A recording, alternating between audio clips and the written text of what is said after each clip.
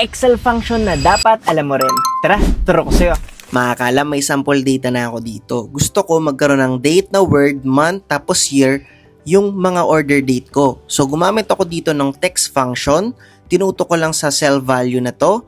Nag-quotation mark ako. Tapos nag-apat na D. Tapos close parenthesis, hit enter. So sa month, text function ulit. Pwede mong i-click ito or mag-tab ka. Tapos itutok mo sa order date, comma, tapos maglagay tayo ng quotation mark, apat naman na M, tapos quotation mark, close parenthesis, hit enter.